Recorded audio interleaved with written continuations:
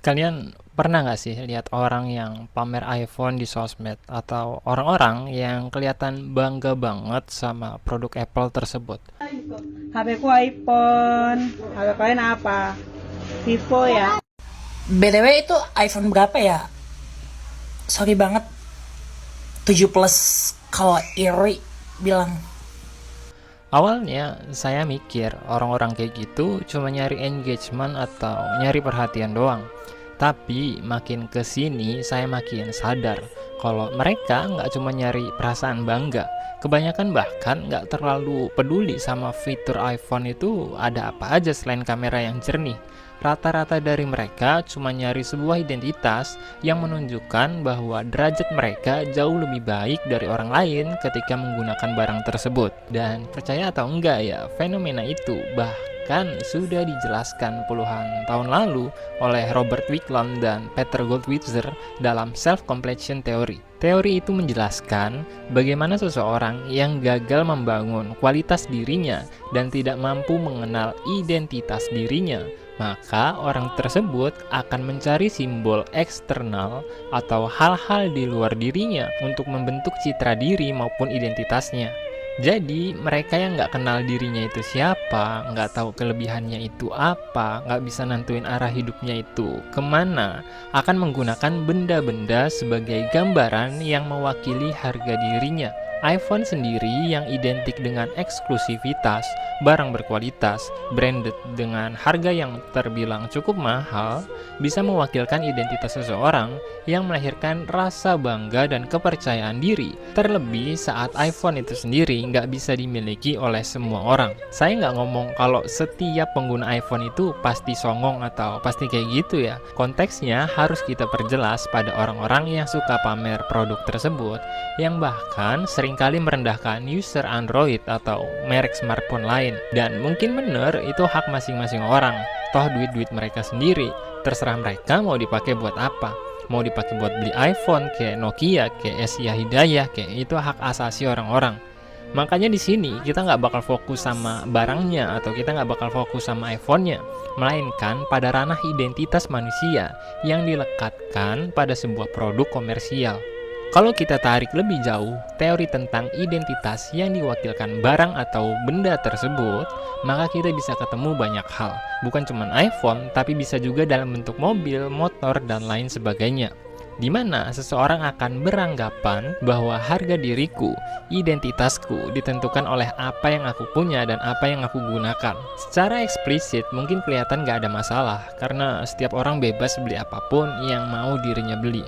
Hal itu bakal jadi masalah saat fenomena itu melahirkan budaya konsumerisme dan hedonistik dalam diri masyarakat, di mana anak-anak muda bakal beranggapan kalau diri mereka itu nggak keren atau nggak bernilai kalau nggak pakai iPhone, atau anak-anak muda juga bakal ngerasa keren atau bakal ngerasa bangga banget kalau motornya itu aerox dan menggunakan benda-benda lain. Kita bisa lihat ada sebuah kerusakan kesadaran dan kerusakan budaya di situ, di mana nilai material dan nilai komersial yang merupakan produk dunia kapitalistik justru dijadikan penentu value atau kualitas identitas dari diri seseorang, dan celah tersebut dimanfaatkan dengan sangat amat luar biasa oleh para produsen komersial. Mereka memperbarui produknya setiap tahun dengan beberapa upgrade dan sugesti yang ditawarkan agar orang-orang terus-menerus memperbarui simbol identitas tersebut dan seolah nggak ada ujungnya. Mereka yang kelihatan keren dengan produk terbaru beberapa tahun yang lalu, contohnya seperti iPhone 10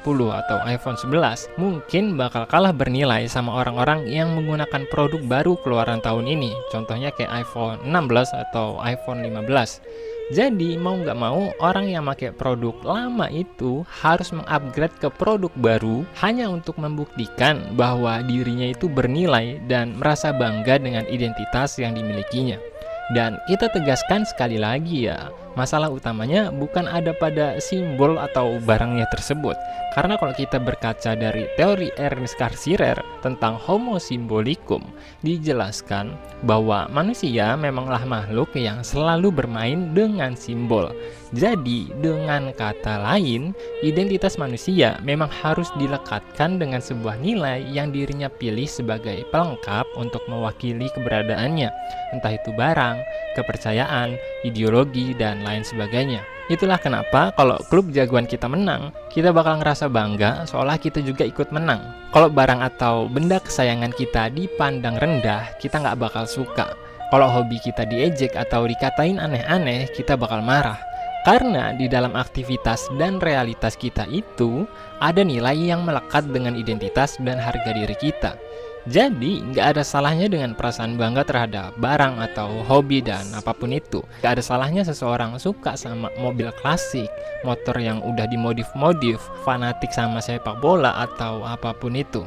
Yang jadi masalah adalah ketika kondisi tersebut dimanfaatkan oleh produsen komersial yang bikin masyarakat tanpa sadar menjadi seorang konsumeris dan membeli barang demi barang terbaru. Akhirnya, masyarakat menilai harga diri seseorang justru bukan dari sifatnya, bukan dari karakternya, bukan dari intelektualitasnya, bukan dari moralitasnya, bukan dari bakat dan kemampuannya. Seseorang hanya akan dianggap bernilai berdasarkan apa yang dia punya dan apa yang dirinya gunakan. Dampaknya, orang-orang bakal rela ngutang untuk memenuhi gaya hidup dan membangun harga diri maupun identitas itu.